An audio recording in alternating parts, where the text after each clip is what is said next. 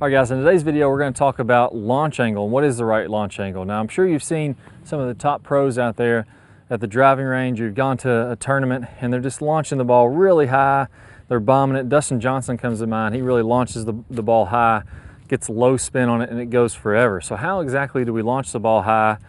There is a good way and a bad way to do this. So sometimes when you launch the ball high, it gets a lot of spin on it and the ball shoots up in the air like this.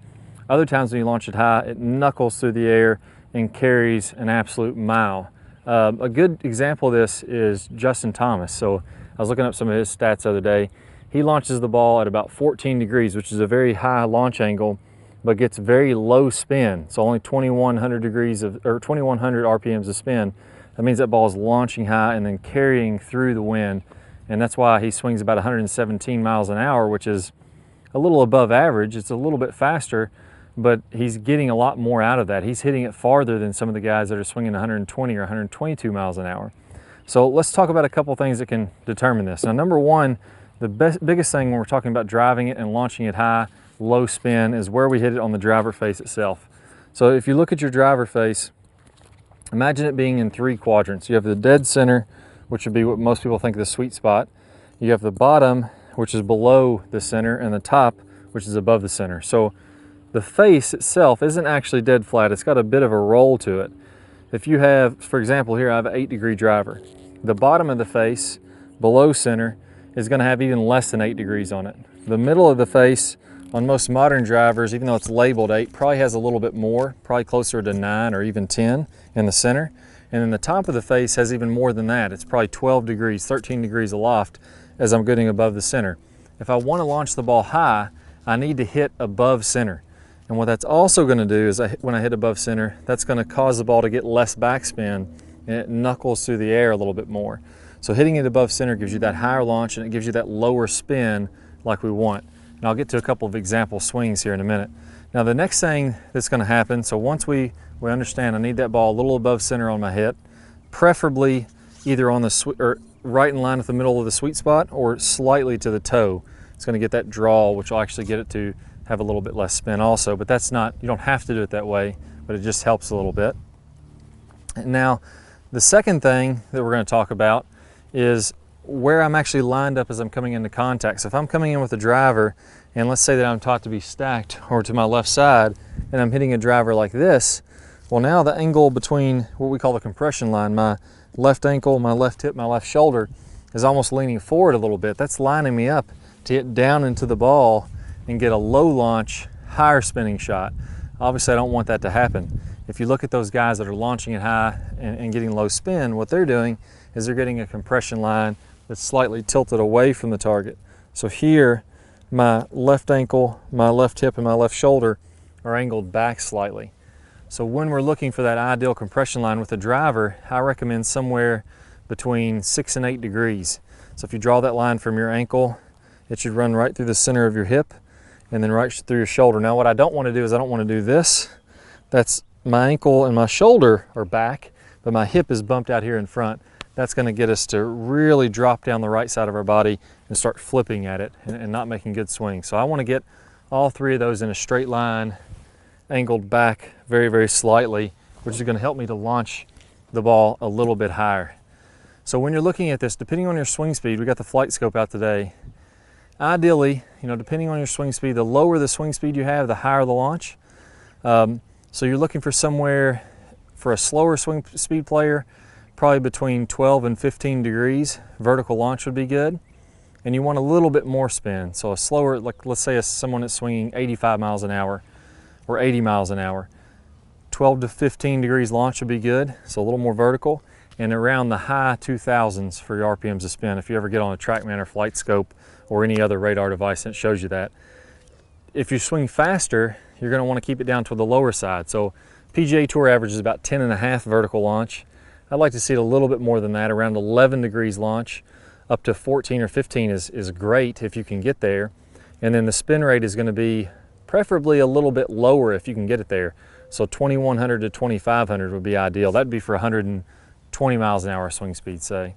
So the tour averages for your angle of attack is -1, basically meaning we're coming in really level. Spin 2500 or so. launch angle about 11 degrees. So that's pretty good numbers. So now let's go ahead and go through a couple shots. I'm gonna hit some thin, I'm gonna hit some high with the face, I'm gonna mess around with my compression line, and we'll see exactly how this relates to hitting the ball and what it does in my ball flight.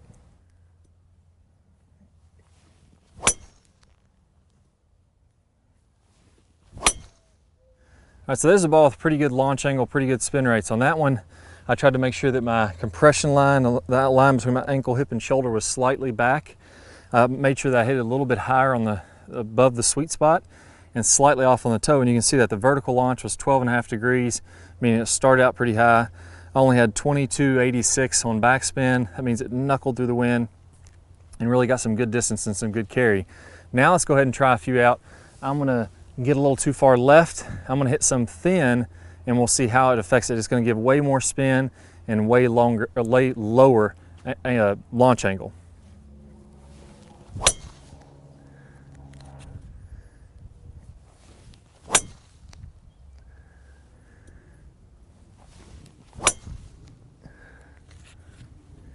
All right, so now I made a couple swings.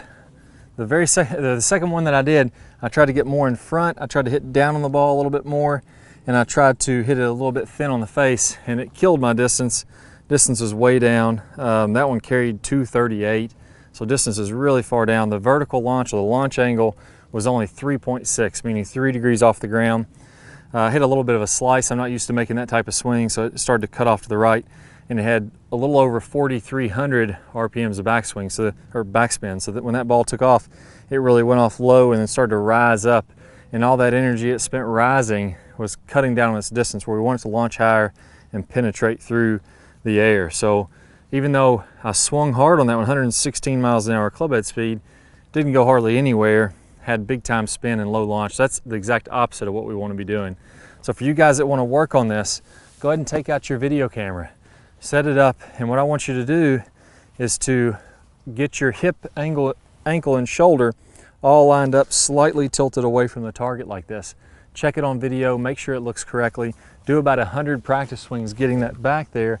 For those of you who tend to bump your hip a little too far forward like this, that's going to drop the right side down. Feel like that hip works back this way, and it's almost going to feel like the angles between your leg and your upper leg and your lower torso are going to get a little bit closer together.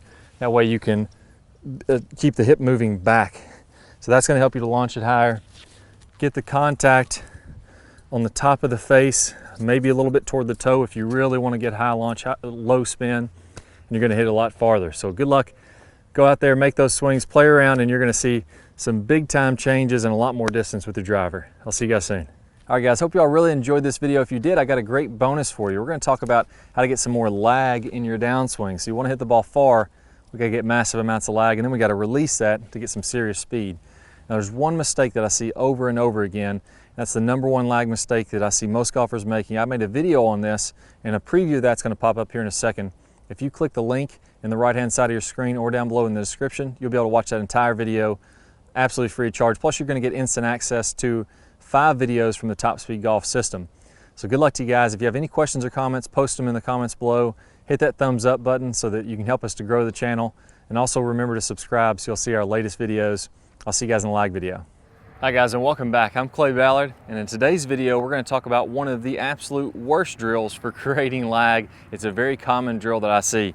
And in this drill, what we're going to do is we're going to set the wrist very early to create an angle of lag, and then we're going to try to hold this throughout the swing. It's one of the worst things that you can do to build lag. I'm going to talk about the science behind why this is the case, and I'm also going to give you a great drill to help you improve your lag, all in this video. Let's go ahead and get started. If I do it this way versus holding that position, exact same thing happens when we're building lag in the golf swing. So what we want to do is throughout the swing, I want to have a very low and wide takeaway. So I'm not going to set my wrist early at all. If you look at a lot of the top players, you look at Adam Scott, very wide takeaway, not very much wrist set at all. You look at Rory McIlroy, look at Tiger Woods.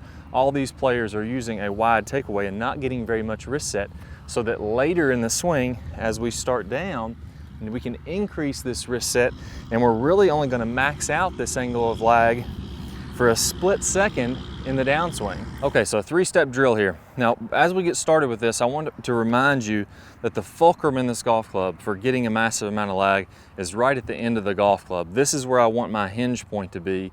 I want to use the full length of this club to build lag and then release lag.